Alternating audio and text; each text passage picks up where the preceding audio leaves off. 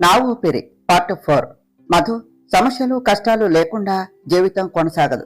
కానీ సమస్యలు వచ్చాయి అని కృంగిపోకుండా ధైర్యంగా ఎదుర్కో. అప్పుడే జీవితం మనం అనుకున్న విధంగా ఉంటుంది. అలాగే ఎందుకు ఇలా జరుగుతుంది అని ఆలోచించి మనసు పాడు చేసుకోకు. ఎందుకంటే మనసు బాగుంటేనే మనం దేన్నైనా ఎదుర్కోవచ్చు. ఏం జరిగినా కూడా దైవ నిర్ణయం అని భావించి ముందు అడుగు వేయి. అప్పుడు మనసు ప్రశాంతంగా ఉండి నీకు అండగా ఉంటుంది. సరేనా అన్నారు సావిత్రమ్మ గారు. హా, అలాగే నానమ్మ అన్నదే మధు. సావిత్రమ్మ గారు ప్రేమగా మధు తలనిమిరి, నువ్వు నా గదిలో ఫ్రెష్ అవ్వు తల్లి అన్నారు. మధు ఫ్రెష్ అవటానికి వెళ్ళింది. గౌరీ, గౌరీ అని పిలిచారు సావిత్రమ్మ గారు. చెప్పండి అమ్మగారు అని అక్కడికి వస్తూ అన్నదే గౌరీ. నువ్వు పాండు కలిసే నేను చెప్పిన పని చేశారా అన్నారు సావిత్రమ్మ గారు.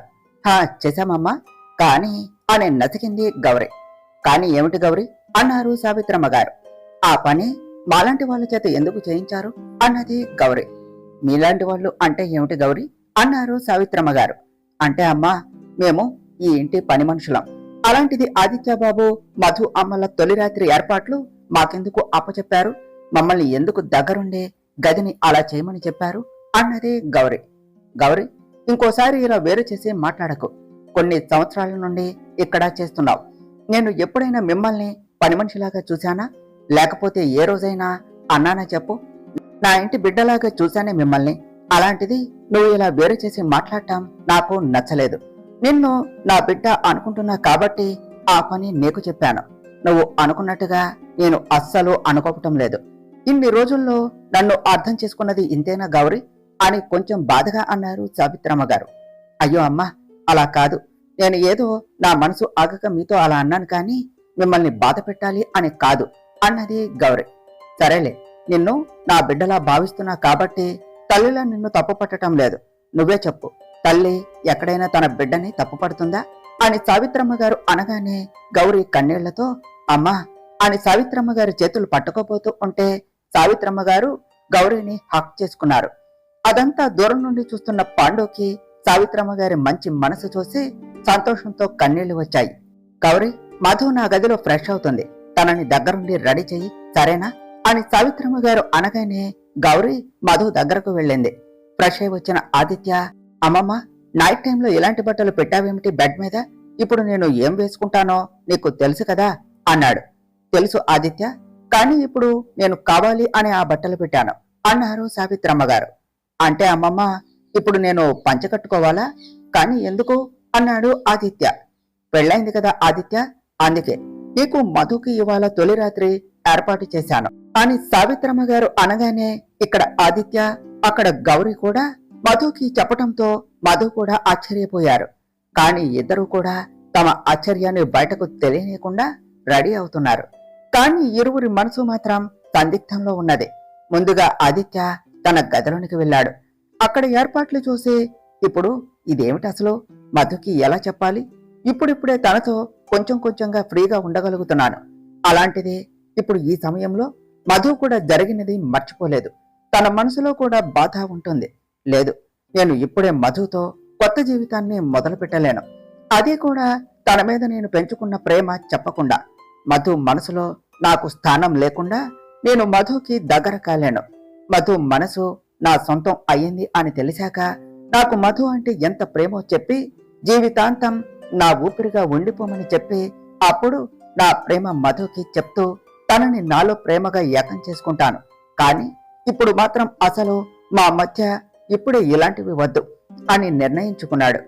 డోర్ శబ్దం అవటంతో అబ్బా, అమ్మమ్మ చేసిన పనికి నేను ఇప్పుడు ఎలా మధుని ఫేస్ చేయాలి అని అనుకుంటూ కిటికీకి అటువైపుగా నిలబడ్డాడు. లోనికి వచ్చిన మధు ఆదిత్య కోసం చూసింది. ఆదిత్య అటువైపు తిరిగి ఉండటం చూడగానే తనకు అర్థమయ్యింది. ఆదిత్యకు తనని ఫేస్ చేయాలంటే ఇబ్బందిగా ఉంది అని. కారణం సావిత్రమ్మ గారు వాళ్ళ తొలి రాత్రి ఏర్పాట్లు చేయటం. అందుకే మధు తన చేతిలో ఉన్న పాల గ్లాసు టేబుల్ మీద పెట్టి ఆ ఏర్పాట్లు అన్ని తీసేసి బెడ్ ని నీట్ గా సర్దింది. ఆదిత్య మధు చేసే పనిని గమనిస్తూనే ఉన్నాడు. మధు అంతా క్లీన్ చేసి ఆదిత్య దగ్గరకు వెళ్లి ఆదిత్య అని పిలిచింది. చెప్పు మధు అని మధు వైపు తిరగకుండానే అన్నాడు ఆదిత్య. ఆదిత్య, నువ్వు ముందు అలా ఇబ్బందిగా ఫీల్ అవటం ఆపే.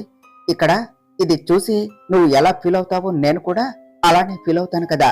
కానీ మనం అలా ఇబ్బంది పడుతూ ఉంటే ఒకరితో మరి ఒకరం చనువుగా ఉండలేము. ఇప్పుడిప్పుడే మన మధ్య కొంచెం ఆ చనువు ఏర్పడుతున్నది. దాన్ని మనం పడే ఇబ్బందితో నేను దూరం చేసుకోవాలి అని అనుకోవటం లేదు.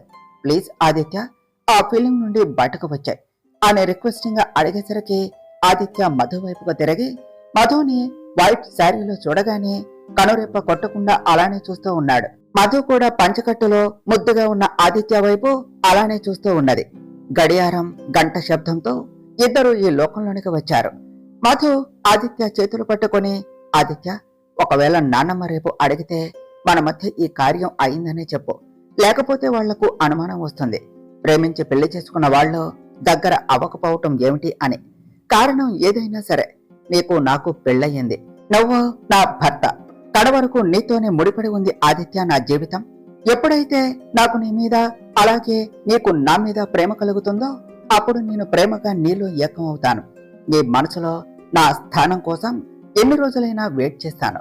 ఒకవేళ నీకు నా మీద ప్రేమ కలగకపోయినా పర్వాలేదు, కానీ నేను మాత్రం ఎల్లప్పుడూ నీ చెలిమిగా ఉంటాను, నా ఆఖరి క్షణం వరకు అనగానే ఆదిత్య ఒక్కసారిగా మధు నోటికి చెయ్యి అడ్డుపెట్టి, అలా మాట్లాడకు అని కళ్ళతోనే చెప్పాడు.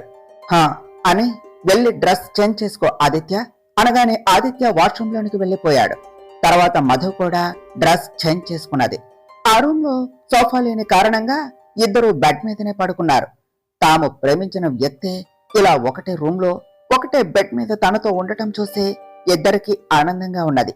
మధుకి తన మనసులో బాధ ఉన్నా కానీ పైకి అలా ఎలా ఉండగలుగుతుంది, అసలు నాకు ధైర్యం కూడా చెప్తున్నది అనుకుంటూ మధు వైపు చూశాడు ఆదిత్య.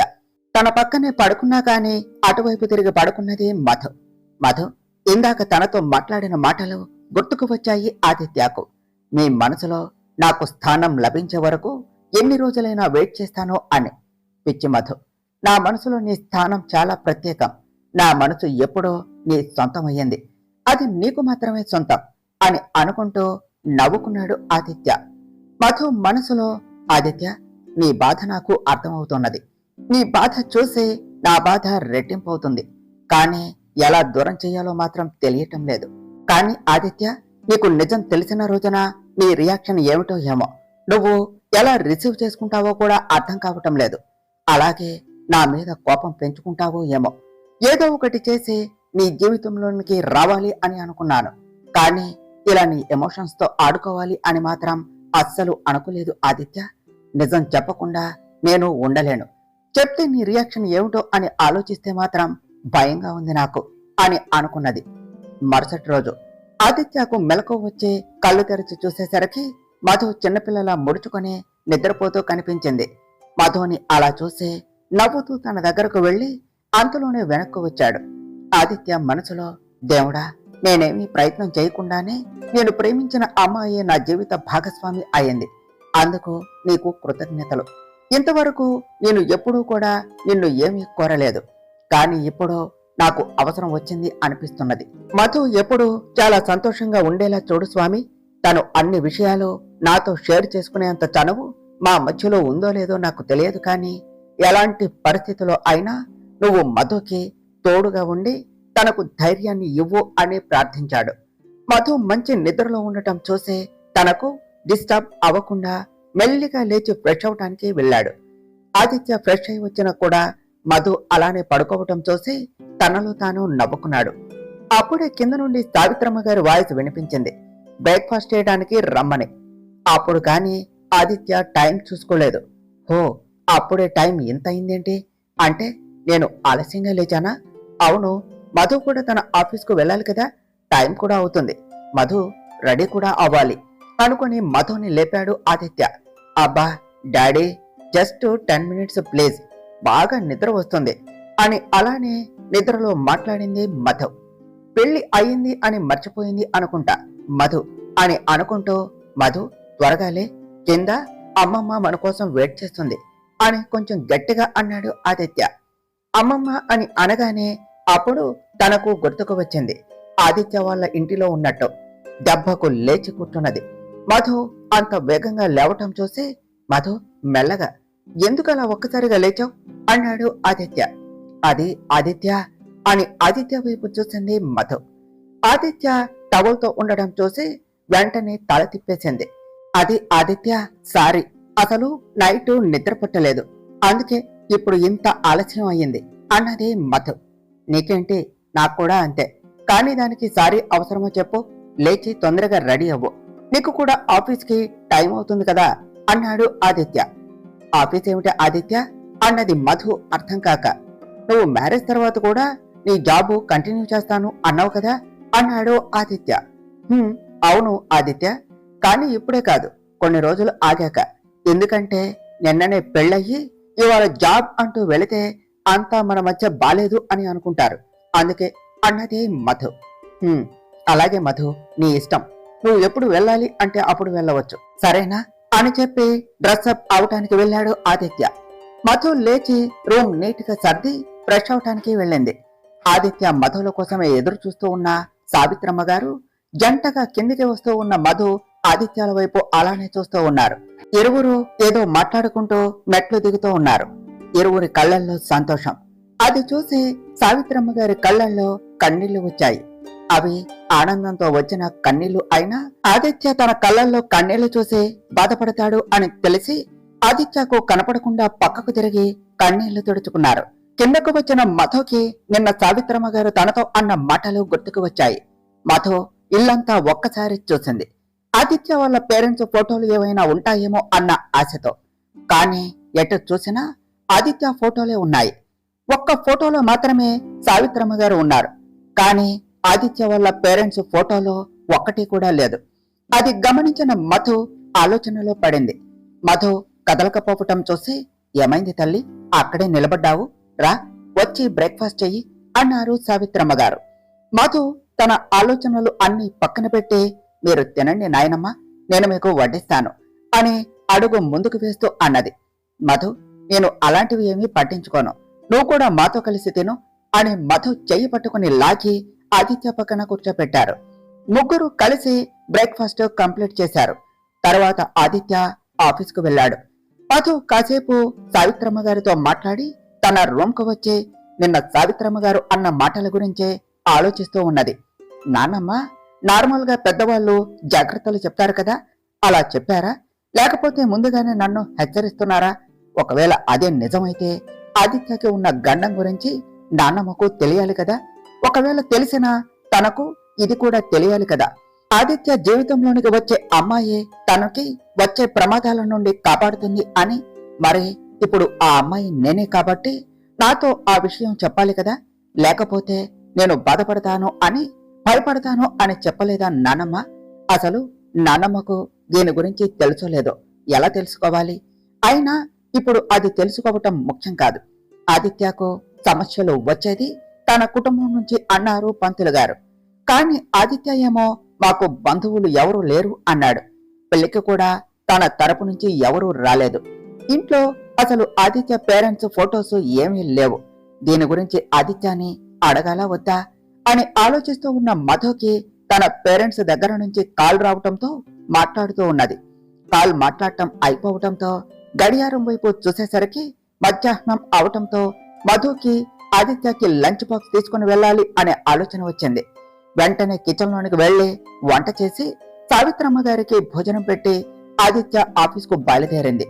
వాళ్ళ పెళ్లి విషయం ఆదిత్య తన ఆఫీసులో ఎవరికీ చెప్పలేదు అన్న విషయం మర్చిపోయి దారి మధ్యలో ఆ విషయం గుర్తుకు వచ్చేసరికి ఆదిత్యకు కాల్ చేసి విషయం మొత్తం చెప్పింది.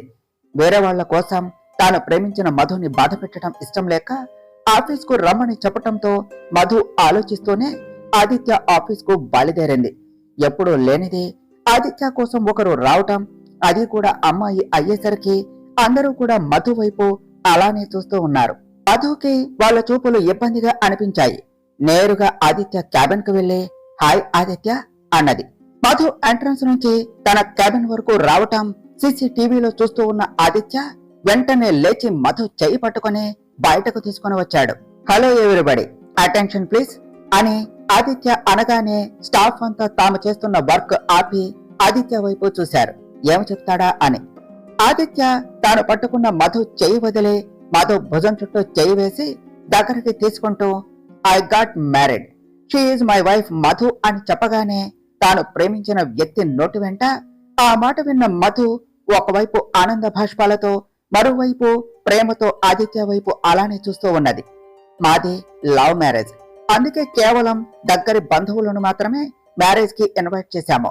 అండ్ టుమారో ఈవినింగ్ రిసెప్షన్ ఉన్నది, మీరంతా తప్పకుండా రావాలి అని చెప్పేసి మధు చేయి పట్టుకుని లోనికి తీసుకుని వెళ్ళాడు ఆదిత్య. ఇంత సడన్ గా రిసెప్షన్ ఏమిటి అని ఆశ్చర్యంతో ఆదిత్య వైపు చూస్తూ ఉన్న మధు ముఖంపై చిటికలు వేసి, ఏమిటి మధు అలా చూస్తున్నావు, రిసెప్షన్ గురించి అసలు నీకు చెప్పనందుక అని ఆదిత్య అనగానే మధు అవును కాదు అన్నట్టుగా తల ఊపింది. అలాగే ఆదిత్య వైపు చూస్తూ ఆదిత్య చిన్నగా నవ్వే, అసలు నా మైండ్ లో రిసెప్షన్ అన్న థాట్ లేదు మధు, అది నువ్వు మన ఆఫీసులోనికి అడుగు పెట్టాక వచ్చింది. నా కోసం ఇంతవరకు ఒకరు వచ్చింది లేదు, అలాంటిది ఒక అమ్మాయి నా కోసం రావటం, అది కూడా క్యారేజ్తో. అందుకే వాళ్ళు నిన్ను అలా చూశారు. వాళ్ళ చూపులకి నువ్వు ఇబ్బంది పడటం అదంతా నేను సీసీటీవీలో చూశాను. అందుకే నువ్వు రాగానే నీ చెయ్యి పట్టుకుని తీసుకుని వెళ్లి మన మధ్య రిలేషన్ ని అందరి ముందు చెప్పాను.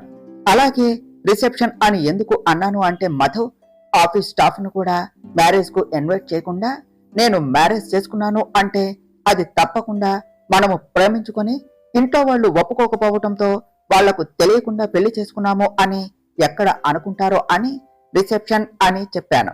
ఒక అబ్బాయిగా నన్ను తప్పు పట్టినా పర్వాలేదు, కానీ నువ్వు అమ్మాయివి కదా మధు, అందరి దృష్టిలో నువ్వు బ్యాడ్ అవ్వకూడదు. అందుకే ఇంత సడన్ గా రిసెప్షన్ డెసిషన్ తీసుకోవలసి వచ్చింది అని ఆదిత్య చెప్పగానే మధుకి ఎలా స్పందించాలో కూడా అర్థం అవటం లేదు. ఆదిత్య ఆలోచన విధానం చూసి ఆదిత్య భాస్కర్ గారికి కాల్ చేసి వాళ్ళ యోగక్షేమాలు తెలుసుకున్నాక రిసెప్షన్ గురించి చెప్పాడు. తర్వాత కళ్యాణి గారితో నీలిమాతో కొంచెం సేపు మాట్లాడి ఫోన్ పెట్టేసి, ఏమిటి మధు వచ్చినప్పటి నుండి అలానే చూస్తున్నావు అన్నాడు ఆదిత్య. ఆదిత్య, నువ్వు మా వాళ్ళతో అలా చనువుగా మాట్లాడుతూ ఉంటే నాకెంత సంతోషంగా ఉందో అన్నదే మధు. మీ వాళ్ళు కాదు మధు, మనవాళ్ళు. ఇంకా మీ వాళ్ళేమిటి చెప్పు, ఇప్పుడు నేను కూడా ఆ కుటుంబంలో ఒక సభ్యుడిని కదా అన్నాడు ఆదిత్య. మధు మనసులో ఆదిత్య మనసు చాలా మంచిది, అలాంటిది నేను తన ఎమోషన్స్ తో ఆడుకున్నాను. నిజం తెలిసిన రోజు ఆదిత్య రియాక్షన్ ఏమిటో ఏమో అని అనుకున్నది. అప్పుడు చరణ్ లోనికి వచ్చాడు. చరణ్, ఇందాక చెప్పింది విన్నావు కదా, నువ్వు ఆ ఏర్పాట్లు చూడు సరేనా అని ఆదిత్య అనగానే మధు తన ఆలోచనల నుంచి బయటకు వచ్చి, హాయ్ అన్నయ్య ఎలా ఉన్నావు అని పలకరించింది. నేను బాగున్నాన్రా, నువ్వెలా ఉన్నావు అన్నాడు చరణ్. బాగున్నానన్నయ్య అన్నదే మధు. అని ఒక చిరునవ్వు నవ్వి చరణ్ వెళ్ళిపోతూ ఉంటే, చరణ్ ఎక్కడికి, మాతో కలిసి లంచ్ చేయవా అన్నాడు ఆదిత్య. ఆహా లేదు సార్, నేను క్యాంటీన్ లో తింటాను అన్నాడు చరణ్. క్యాంటీన్ లో ఎందుకు, మా బావమరిది క్యాంటీన్ లో తింటుంటే మీ చెల్లి ఊరుకుంటుందా, అసలే నువ్వంటే తనకు చాలా అభిమానం, అది ఇప్పుడు తాను పిలిచిన అన్నయ్య అని పిలుపులోనే అర్థమయ్యింది అన్నాడు ఆదిత్య. మధు ఒక్కసారిగా ఆదిత్య వైపు చూసింది. కూర్చో, మాతో కలిసి లంచ్ చేయి, నాకు తెలిసి ఇవాళ వంటలు మీ చెల్లె చేసి ఉంటుంది అని ఆదిత్య అనగానే మధు తనలో తానే చిన్నగా నవ్వి, అన్నయ్య ఆదిత్య చెప్తున్నాడు కదా, మాతో కలిసి తిను, లేకపోతే చిత్ర అస్సలు ఊరుకోదు అన్నది. అంటే నా మీద అభిమానంతో తినమని చెప్పట్లేదా, నువ్వు మీ ఫ్రెండ్ మీద భయంతో చెప్తున్నావా అని సరదాగా అన్నాడు చరణ్. అలా ఏమీ లేదు అన్నయ్య, నువ్వు నాకు తోడబుట్టకపోయినా నా సొంత అన్నయ్యలా భావించాను, నువ్వు కూడా నన్ను సొంత చెల్లిలాగే చూసుకున్నావు, నాకు అన్నయ్య లేని లోటు తీర్చావు, నువ్వు చేసిన సహాయం ఎవరైనా చేస్తారా చెప్పు అని మధు అనగానే ఆమె భావాలు అర్థమయ్యి చరణ్ మధు చెయ్యిపై చెయ్యి వేశాడు. లేదన్నయ్య, నేనేమీ ఎమోషనల్ అవటం లేదు అని ఆదిత్య వైపు చూసి, వెళ్ళి హ్యాండ్ వాష్ చేసుకుని రండి అనగానే ఆదిత్య చరణ్ హ్యాండ్ వాష్ చేసుకుని వచ్చారు. మధు వాళ్లకు వడ్డించి తర్వాత తనకు వడ్డించుకుని వాళ్లతో సరదాగా కబుర్లు చెప్పింది. ఆదిత్య చరణ్ మధు చెప్పే కబుర్లు వింటూ భోజనం చేశారు. థ్యాంక్స్ మధు, ఈ ఆఫీసులో ఏ ఎంప్లాయీకి దక్కని అదృష్టం నాకు దక్కింది, బాస్ తో కలిసి లంచ్ చేసే అవకాశం నీ వల్ల కలిగింది, నాకు చాలా ఆనందంగా ఉంది సార్తో కలిసి లంచ్ చేసినందుకు అని చరణ్ అనగానే, అన్నయ్య ఆదిత్యకు మీ మీద ప్రత్యేకమైన అభిమానం ఉన్నది, నిన్ను తన ఎంప్లాయీగా భావించడం లేదు, స్నేహితునిగా భావిస్తున్నాడు. అందరి దగ్గర బాస్ లా కమాండింగ్ గా ఉండే ఆదిత్య నీ దగ్గర చనువుగా ఉంటున్నాడు అని, అది తన మాటల ద్వారా నాకు అర్థమయ్యింది. ఇప్పుడు నిన్ను స్నేహితుడి కంటే ఎక్కువగా భావిస్తున్నాడు, తన కుటుంబంలో వ్యక్తిలా. ఎప్పుడైతే నేను నిన్ను ఆప్యాయంగా అన్నయ్య అని పిలిచానో అప్పుడే నీకు స్నేహితుడి నుంచి కుటుంబంలో వ్యక్తిగా ప్రమోషన్ ఇచ్చాడు ఆదిత్య. నువ్వు ఇంకోసారి బాస్ ఎంప్లాయ్ అని అస్సలు అనకు అన్నయ్య, ఆదిత్యకి నీ మీద కోపం వస్తుంది మరి అని మధు నవ్వగానే ఆదిత్య, చరణ్ కూడా నవ్వారు. ఆదిత్య ఏమీ చెప్పకుండానే మధు తనని అర్థం చేసుకోవటం ఆదిత్యకు నచ్చింది. ఒకరికి ఒకరు ఏమీ చెప్పకపోయినా ఒకరిని మరి ఒకరు అర్థం చేసుకోవటం చూసి ఆదిత్య మధులని మేడ్ ఫర్ ఈచ్ అదర్ అని అనుకోకుండా ఉండలేకపోయాడు చరణ్. చరణ్, నువ్వు రేపటి ఏర్పాట్లు చూడు, ఆఫీస్ గురించి నేను చూసుకుంటాను. అలాగే రిసెప్షన్ చాలా గ్రాండ్ గా ఉండాలి, ఎందుకంటే ప్రొఫెషనల్ పరంగా కొంతమందిని ఇన్వైట్ చేయాలి కదా, మొత్తం బాధ్యత నీకే అప్పగిస్తున్నాను అన్నాడు ఆదిత్య. ఓకే సార్, తప్పకుండా మీరు చెప్పినట్టు అలాగే మీకు నచ్చినట్టు చేస్తాను అన్నాడు చరణ్. ఐ నో నువ్వు ఏం చేసినా చాలా పర్ఫెక్ట్ గా చేస్తావు అని, అందుకే ఫ్యామిలీ ఫంక్షన్ రెస్పాన్సిబిలిటీ నీకు ఇచ్చాను అని ఆదిత్య అనగానే చరణ్ దానికి సమాధానంగా నవ్వి అక్కడి నుంచి వెళ్లిపోయాడు. ఆదిత్య, నువ్వు చరణ్ అన్నయ్యలో స్నేహితుడిని చూసుకుంటున్నావు కదా, తనతో నువ్వు ఉండే తీరు అలాగే మాటల్లో నీ చనువు చూస్తుంటే నాకు అర్థమయ్యింది అన్నది మధు. అవును మధు, నాకంటూ స్నేహితులు ఎవరూ లేరు. నేను అమ్మమ్మతో, తర్వాత చాలా చనువుగా ఉండేది చరణ్తోనే, తర్వాత నువ్వు. చరణ్ని ఎప్పుడు కూడా ఎంప్లాయీగా చూడలేదు నేను. నాకు చరణ్లో ఒక మంచి ఫ్రెండ్ కనిపిస్తాడు అన్నాడు ఆదిత్య.